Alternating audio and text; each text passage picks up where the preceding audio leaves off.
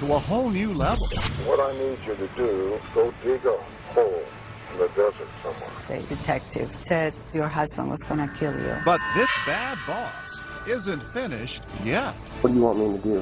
Whack this guy. Loyalties and lies. Welcome to 2020 on ID. I'm John Quinones. Loyalty. It seems so simple. But what happens when the person you've always followed leads you to do something you know is wrong?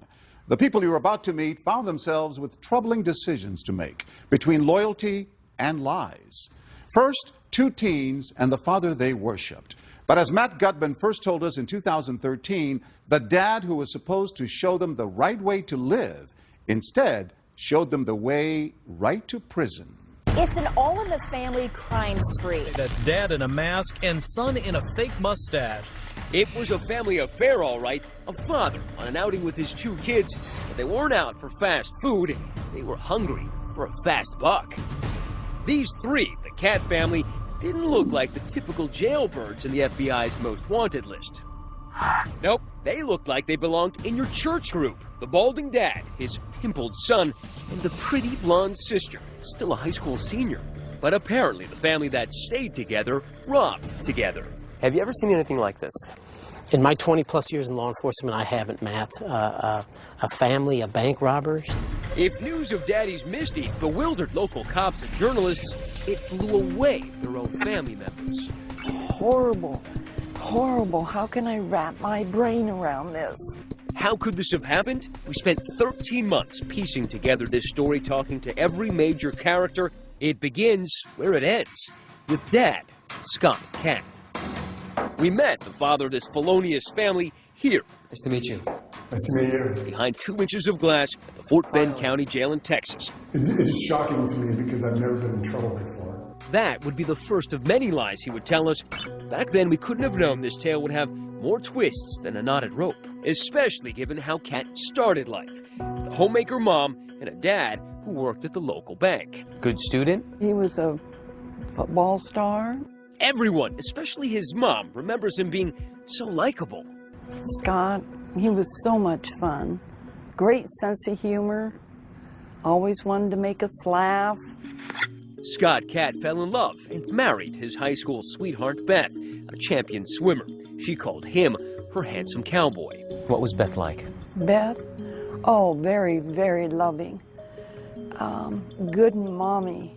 Terrific mother. It seemed like they had it all. They really did. He became a structural engineer, and the all-American family settled into a 4-bedroom house with a front porch tucked into Oregon's wine country. They both had great jobs. They both had great cars. They had the 2 kids. They had the dog. Everything that you work so hard to do.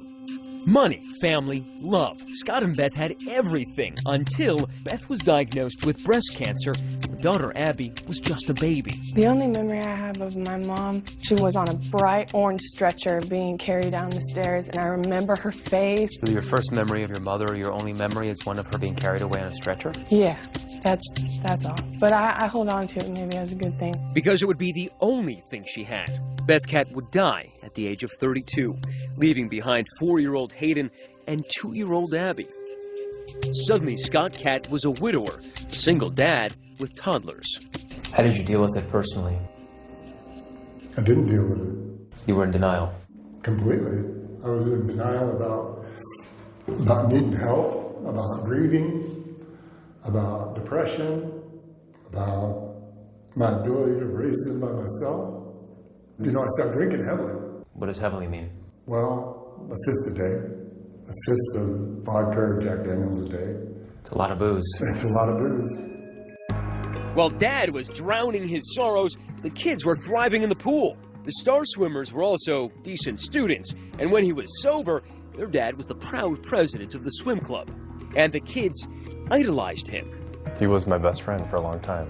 He was a whole lot of fun, loved water parks and Disneyland almost as much as the kids. We'd all be on the ride together. It was just fun. We were all screaming and yelling, and he went on all the rides with us, and that's cool. So cool that he was really more a friend than a parent. There wasn't really a disciplinarian. I mean, there was no one there hounding us to do homework or keep up our grades. I knew it wasn't normal, but to me it was my normal.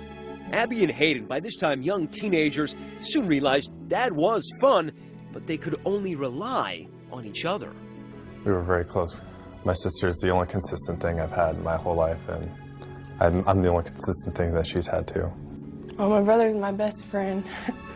He was basically the only one that was there for me. I can just look at her and know what's on her mind, what she's worried about. What Scott's kids were worried about most, their dad's drinking. Some of it in plain sight. There were arrests, there was brawling, disorderly conduct, and a new, more expensive vice, cocaine, he says. I'd say probably 3 or 4 grams a week. Scott partied away their savings. They went bankrupt. They lost their home. The lights went out. For a fresh start, and Scott says a new job, Cat traded the Oregon greenery for this scenery. An apartment in a Houston suburb with a whole lot of banks nearby. Money was tight, and I was really depressed. And, you know, I had complained to him saying, you know, if we didn't have to worry about money, there wouldn't be any of the stress or any of these negative things happening in our life. That's when he approached me and said, would you be willing to do something to get some money more illegal than selling drugs? And I said, yes. So you're 18 years old. You need money. Your father says, I have a plan to rob a bank. Shouldn't your first reaction be, are you crazy? Looking back on it, I can't believe that wasn't my first reaction. To say, are you insane? Why did you go along with it so easily? I had a real struggle. I knew it was wrong, but I was really motivated by the money. The night before the first bank I was supposed to rob with him, I had kind of a panic attack all night, deciding, do I want to go down this path of evil, or is this not for me? Ultimately, Hayden Cat would agree to walk down that path of evil. He really wanted my help. In his mind, 2 people could be much more successful at it. But maybe a third would be even better. And there was just one cat left to choose. Scott told Hayden to talk to his sister into joining their gang. She was a high school senior, just 3 months shy of graduating. My dad sent my brother to ask me. Your dad sent your brother to ask you? Yeah. To rob banks with them? Yeah. And then the next day, my dad just basically laid it all out. You know, I'll buy you a new car and I'll get you an apartment. In some way, I was led on, like, this is how I protect them, and these are the only people I have. Now, son and daughter say this is when they crossed over to the criminal side.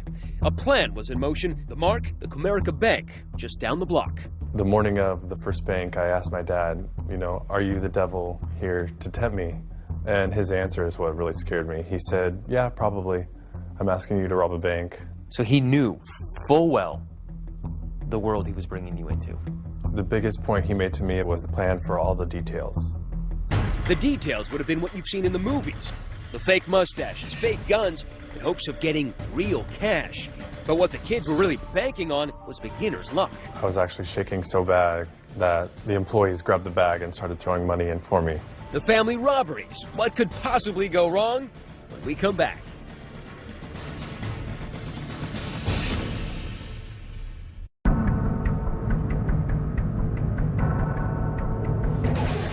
.93-degree Texas heat. The Cat family wasn't headed to a water park, but to a stick-up at a small bank in a strip mall. The man with the gun was Scott Cat, and along for his first heist, his apprentice, his 20-year-old son, Hayden. Their disguises? Painters' masks and white overalls. Outside, waiting in the getaway car and communicating with the men on walkie-talkie, 18-year-old Abby. Once we walked into the bank, then it was on.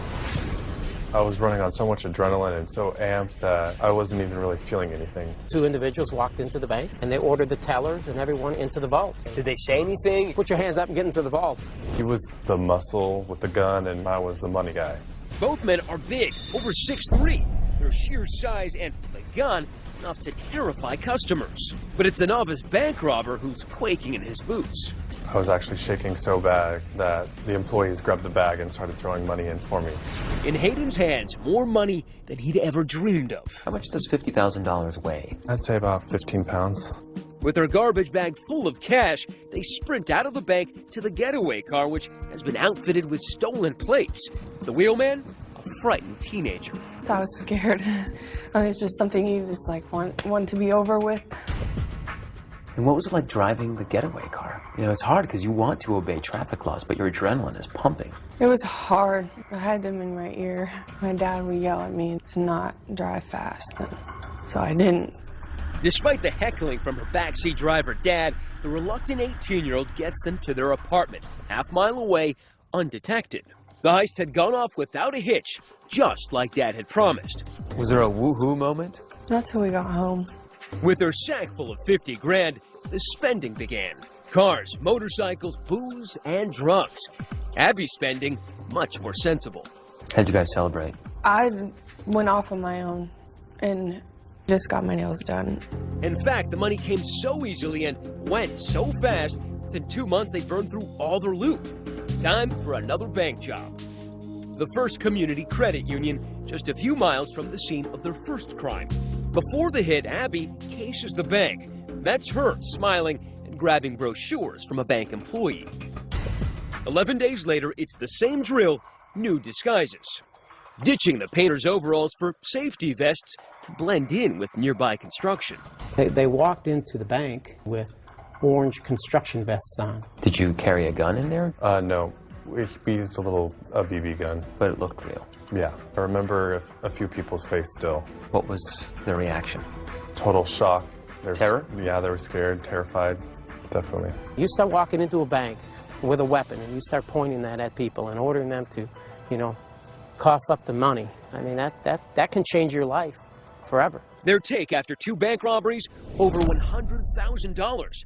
But the loot isn't exactly divided up evenly, according to the kids. What percentage were they willing to give you? 10%. Did you feel like 10% was enough?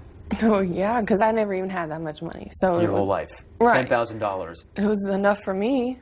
Enough to buy a very practical used Ford Focus and more of those manicures. I guess by now you're aware that in Texas, whether you're the driver or you're the guy holding the gun, holding up a teller, it's the same crime. Yep.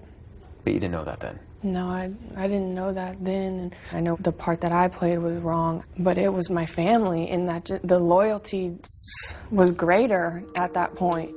But her father and brother seemed more loyal to the cold, hard cash that was coming in and to blowing it fast. Shopping, cars, partying, really nothing to show for it. When the comforts of daily life include Jack Daniels, a new Chevy Tahoe, a Harley, and a swank new Houston apartment, even 100 G's can disappear pretty fast. And for the Cat family, that meant one thing: time to go back to work. Had you planned another heist before you got busted? Yeah, the morning they picked us up, I think we were going to do probably 1 or 2 more. That day? Yeah. That's right, the Cats had gotten cocky, planning a pair of heists the day before their arrest. It got to a point where I thought my father knew what he was doing so well that there's a risk involved, but the risk was so minimal. But that would prove to be wishful thinking because, as we all know, where there are robbers, there are also cops. And the cops were already on to them. On the surveillance video from the latest heist, they picked up a detail that would impress even Sherlock Holmes. The vests looked new. They actually had creases in them. Because they were creased, you figured they were new. And because they were new, they must have been purchased somewhere nearby. We were able to tie those 2 vests back to a local Home Depot. And those vests were purchased with a MasterCard debit card that went back to Scott. By using that MasterCard, Scott Cat might as well left his calling card. And there's kids are using it in Home Depot to buy the gear they were about to use in a bank heist. It was just the break detectives needed, and the Cats were in the bag. When Scott was arrested, the detective that actually made contact with him told him, well, you're under arrest for bank robbery. And Scott's initial response to that was, which one? They quickly arrested Hayden as well, who was up in the apartment. There, they found the kind of evidence gumshoes dream of. In the apartment, we found some bank straps. And a bank strap is a little paper strap that wraps around a certain quantity of money. Usually it's 1,000 denominations. And it identifies whatever bank it is that it comes from. And some of those straps were from a bank in an entirely different state. Suddenly, the cops realized Cat is no rookie, but a bank bandit with a resume. They now had more than enough evidence to haul both Cats in for questioning, and authorities were zeroing in on Abby, too. Abby called and she was yelling at me. I'm in jail and I need $10,000 to get me out of here. Get me out of here right now. And I said, you have to get that money from your father. She says, he's the reason I'm in jail. When we come back, the interrogations begin, and everyone is in for a shock. I hated the job. I'll just rob banks. Probably better at that anyway. And his children weren't the only family members he'd con. I picked up our local newspaper and I said, oh, son, if I didn't know better, I'd say that was you. Stay with us.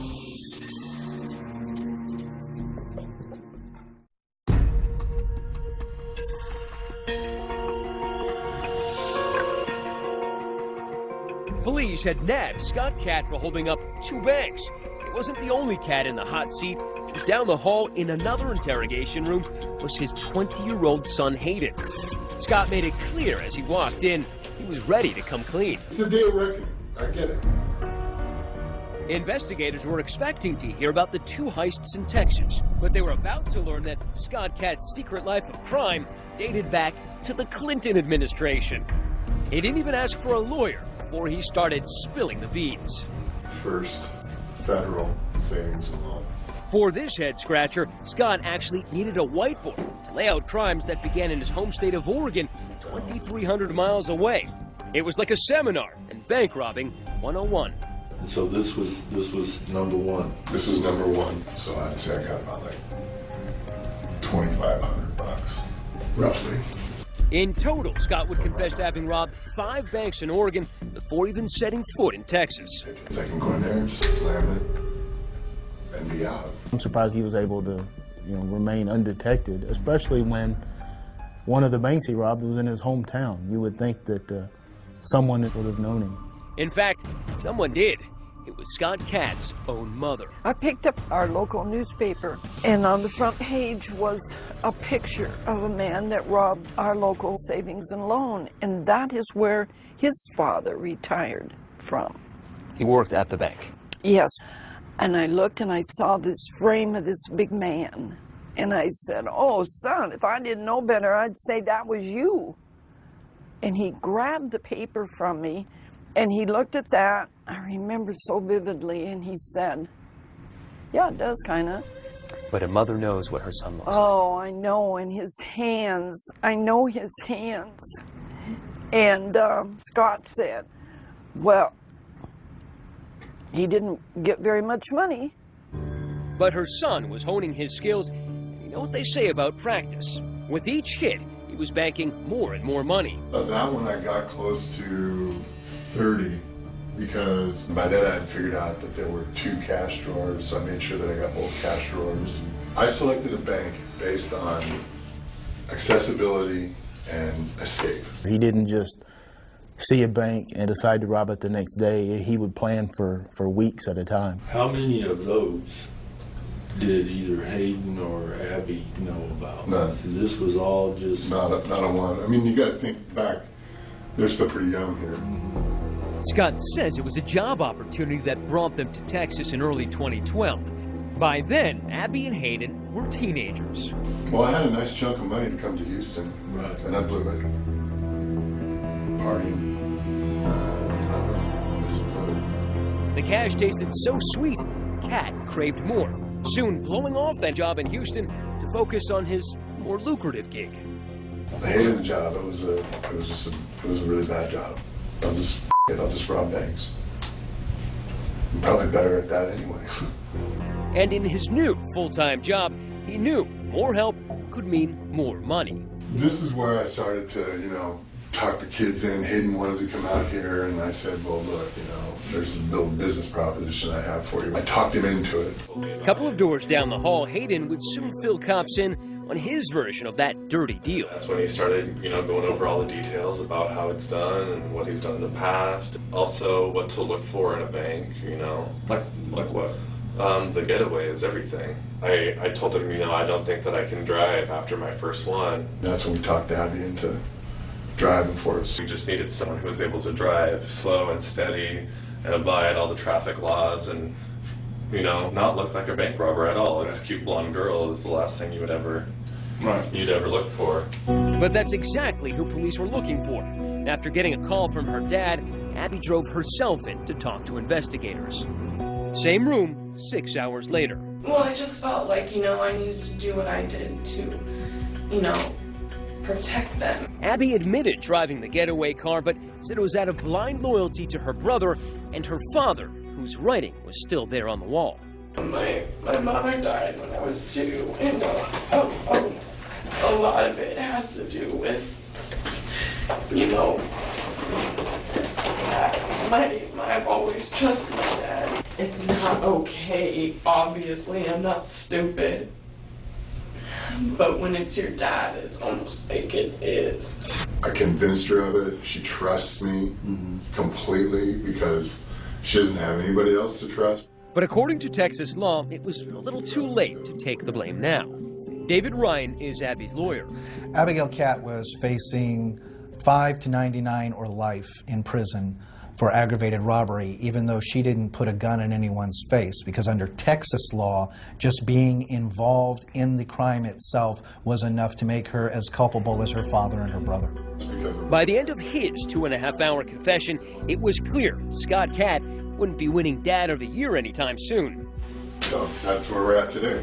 And after a decade of robbing banks, what do you have to show for it besides 2 kids on the fast track to becoming felons? About all I got in my wallet. Maybe whatever Aiden has in his wallet. That's about it. Aiden had counted his, just $30.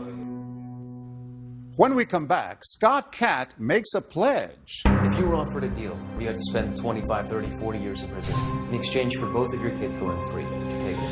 Absolutely. But he has one more surprise for his kids. This is your letter to Abby, by the way. Where did you get this? Stay with us.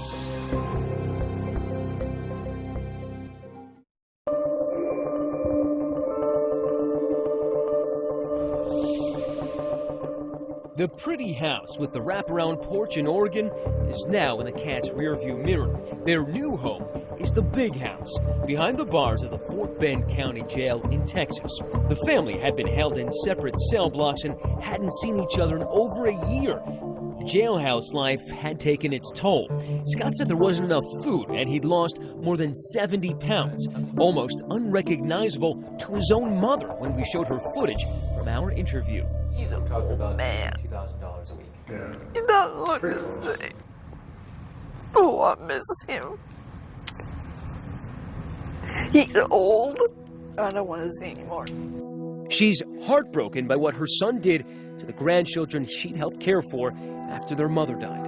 It's so hard. I wish I knew why he did this. I will never know. When we sat down with Scott, he wanted us to believe he was a changed man, a father who would do anything for his kids. If you were offered a deal where you had to spend 25, 30, 40 years in prison in exchange for both of your kids going free, would you take it? For them going free? Absolutely. What about life in prison? Sure. Would you have said you were a good father? I thought I was.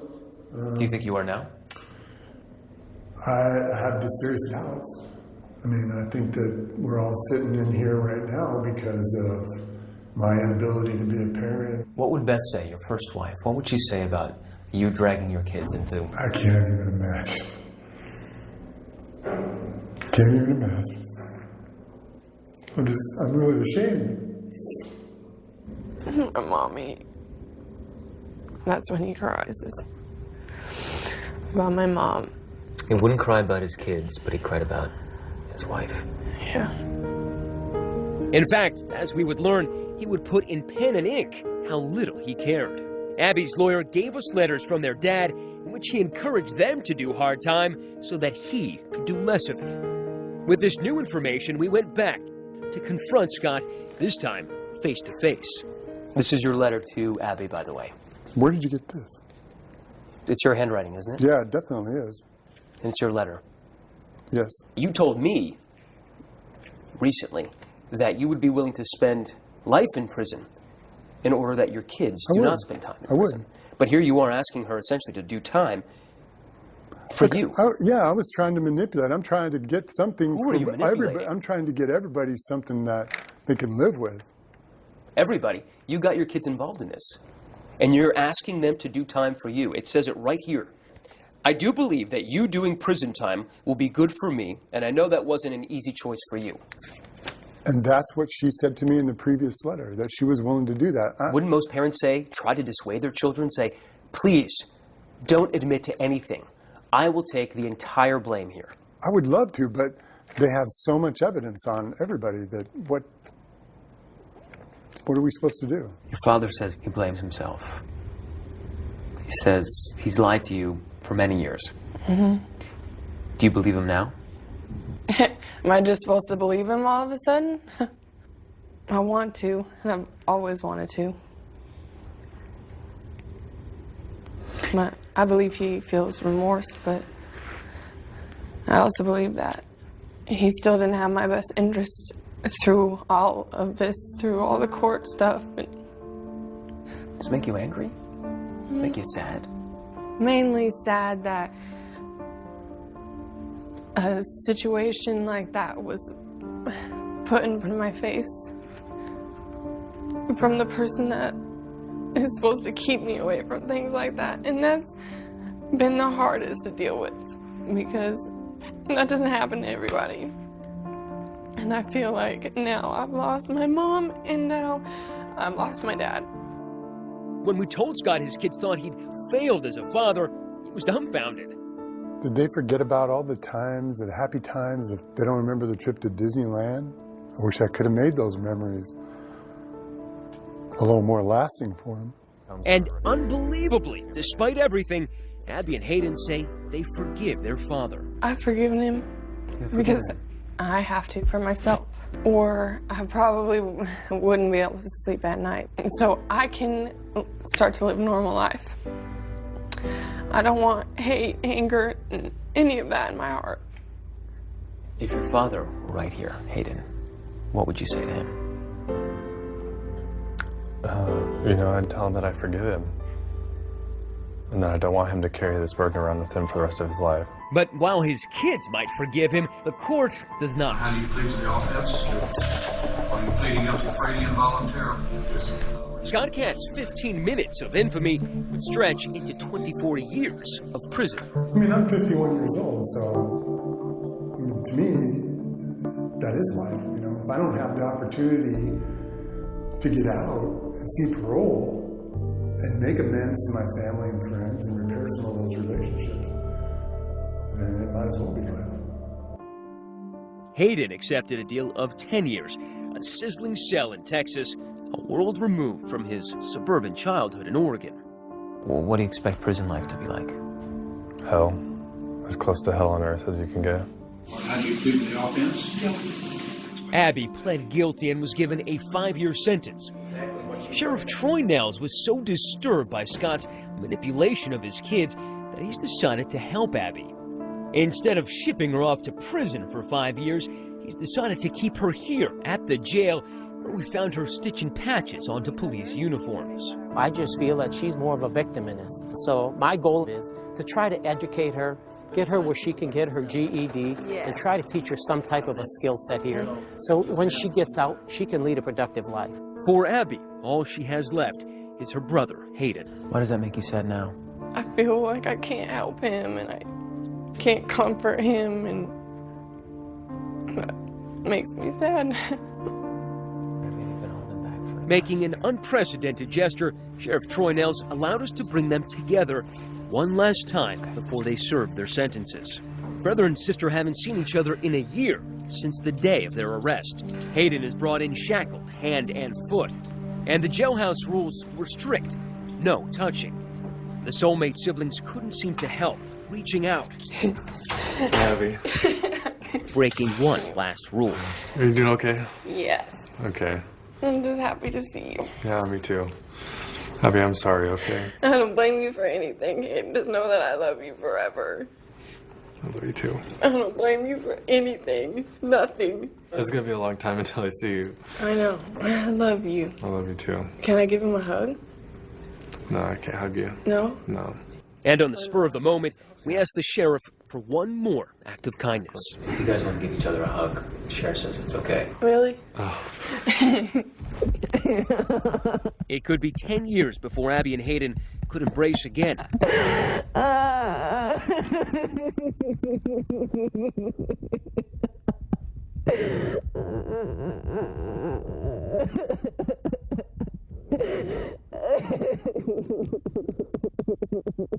Listen closely. Our mic's picking up Abby's heart, pounding. It'll be okay. I know. It's just going to be a couple of years until I can see it. I love you. Abby, I love you too. I know.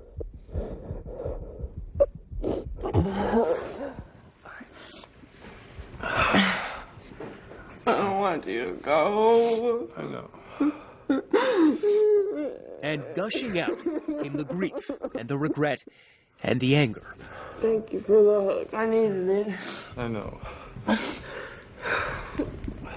love you. I love you too, okay? Okay. If you ever start to feel down or anything, just start to think about all those good times we've had, okay? Okay. That'll get you through. Okay. All right. I love you. Abby, I love you too. I'll see you soon. Okay, bye. And after 10 minutes of comfort, shackled again. The siblings' love for one another, the one thing their fool-hearted father couldn't destroy.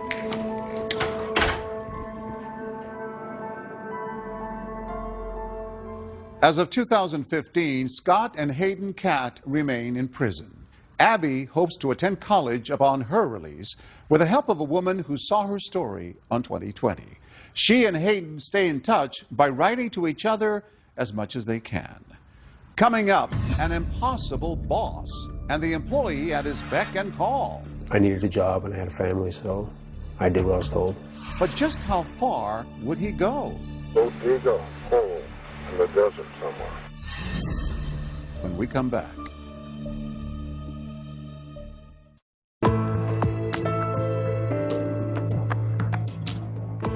A long-suffering employee spends years meeting his boss's escalating demands, and then a new task, one that would make him an accomplice to murder. As Jim Avila first told us in 2013, the question was, would he follow orders or take the lead straight to the police? Welcome to Arizona Shower Door, a sprawling box of a company in Phoenix, lined with palm trees, where 45-year-old Patrick King had tried to earn a living and support his family. That is, until he got a call from his boss to meet him here, in this bank parking lot, for a special favor. That's Patrick's truck. Inside is Patrick and his boss, Fred Nadler, and this is their day-off conversation. What I need you to do in super secrecy, okay, is go dig a hole in the desert somewhere. Dig a hole in the desert? Sound odd, even suspicious? Not to Patrick. In fact, it was just the kind of thing he was expecting after 5 years of working for Nadler, a self-made millionaire and owner of Arizona Shower Door, whose corporate credo was as clear as the glass he peddled. This is my company, you work for me, and if you don't like it, there's the door. Was he serious? Oh, yeah. Patrick started out as a crane driver, but quickly became Fred's right-hand man. And what kind of boss was he? Ruthless. So ruthless that Patrick says he was working 85 to 90-hour weeks, but only being paid for 40. I missed my kids being born. I didn't take any time off. He made me come back to work 4 or 5 hours later. And if Patrick had any objections, he said Fred had a special way of reminding him who was boss. He made me carry a paycheck stub that said Fred B. Nadler on it. 2-3 times a week, I'd have to pull out a paycheck. And he goes, "Who signs your paycheck?" And I said, "Well, it says Fred B. Nadler, sir." He goes, "Are we clear?" And I said, "Crystal clear." And he wanted you to do whatever he said? Whatever, no matter what it was or what time of the day. Personal, private, business, anything? Everything. Including, he says, spying on his boss's wife. And he had me get a phone with his wife and hidden GPS in it and track her 24 hours a day, 7 days a week. And I complained about a lot of the stuff there and not wanting to do it, but I needed a job and I had a family, so I did what I was told. But Patrick's connection with Fred's wife would reach far beyond her cell phone signal. Libby Nadler, like Patrick, was living in a prison of her own, under the thumb of a controlling husband, who she says ran the home just like his office. Everything was fine as long as I went along with it, with whatever he did. He would just tell me if I didn't like it, I could leave. Not all of their 18 years of marriage had been like that, of course. When he told me that he wanted to marry me, he told me that we were going to have a wonderful life. And it was. Trips, a nice home. They even adopted and raised 2 children together. But Fred, she says, always was clear about one thing. He didn't like to spend money. He only liked making it. In his mind, he thought that everything was his. He didn't want to share, not with me, not with anybody else, as long as he was alive. Which meant divorce would be a little tricky. That's when, according to Patrick, Fred's behavior took a twisted turn. He started dropping these little subtle hints and say stuff like, "It's getting me a lot of money for you."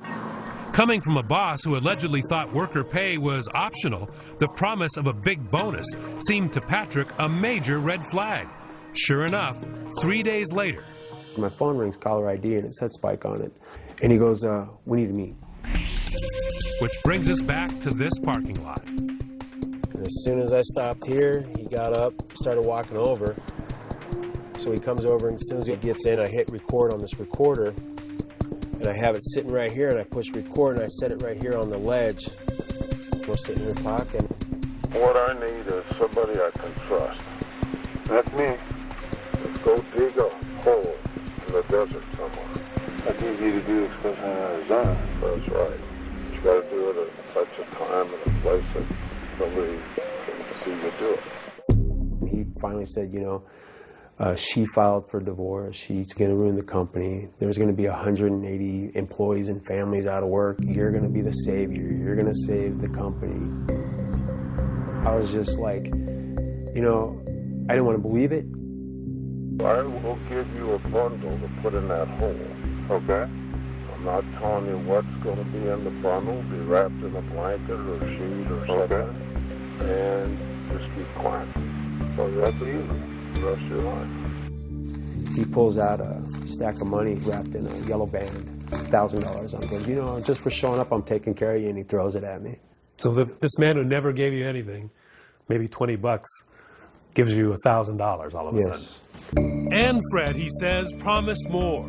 $10K every year that Patrick stayed with the company and kept his trap shut. That Patrick could not do.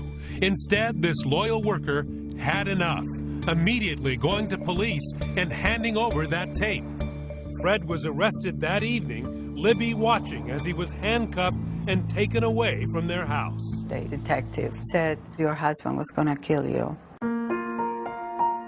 I told the police that's not true. No, I didn't believe it. When did it sink into you? That question is very hard because I still can't believe it. Sometimes you don't realize it when you are with a controlling person what the outcome would be. Patrick foiled all this. Patrick saved your life, right? He did. He's my angel, and I keep telling him that. And that angel dutifully returned to work the following Monday to report to his new boss. Actually, 2 new bosses, Fred's sons. You save a woman's life. Bad guy's in jail. They gave you a raise and a hearty handshake when you got back to work, right? No. His reward for saving a woman's life? Patrick was put on paid leave. Then, he says, out of the blue, 6 months later, he was sacked. His parting bonus, a phone call from the prosecutor who was about to take Fred Nadler to trial. And he goes, we have him hiring somebody to come and kill you before the court date. He doesn't want you on the stand. You have a seat right here, buddy. Fred, according to prosecutors, was up to no good, even from behind bars. Nope, it's us alone. Caught on tape again. And this Santa Claus lookalike had an early Christmas gift for his ex-wife and former employee. Yeah, apparently you got a job you'd like me to do. Yes, sir. I've got 2 jobs. I'm going to need names. I'm going to need where they live. I'm going to know what you want me to do. Well, Patrick Kim. What do you want me to do? Whack this guy. Okay. Who else? My ex-wife. There's going to be a lot of scrutiny with these 2 people passing. Okay. Significant people in my life. that's caused me a great deal of problems. But Nadler had more. The hit on Libby required some special handling. You have dogs? Yes. 2 little dogs, they only stand about this high. Meet Fritzy and Shotzi, who Fred apparently wanted the hitman to take care of as well. They're my love of my life. If there's anything I do love that's left, it's my 2 little puppies. So I just like to make sure if it's a day or 2 before somebody finds someone, that they have plenty of water and there's a bag of dog food in the laundry room. Just make sure they got a little something to eat for a while. Nadler might not see Fritzy and Shotzi for a while. He's charged with conspiracy to commit murder and conspiracy to commit abandonment of a body. Even though the ordeal has turned his life upside down, Patrick says he has no regrets. You're a working man, right? You're struggling to make life good for your family. Here's a guy who's offering you at least 10 grand. Were you ever tempted in any way to go on with this? No. I don't care if he would have looked out $1 million right there on the spot. It would have been the same outcome. As of 2015, Patrick King still lives and works in Phoenix. He says he continues to worry about Fred Nadler's threats on his life. He and Libby remain in touch. As for Fred Nadler, the charge of conspiracy to commit murder was dropped. In exchange, he pled guilty to attempted kidnapping and was sentenced to 8 years in prison. I'm John Quinones. Please join us next time for another edition, 2020, on ID.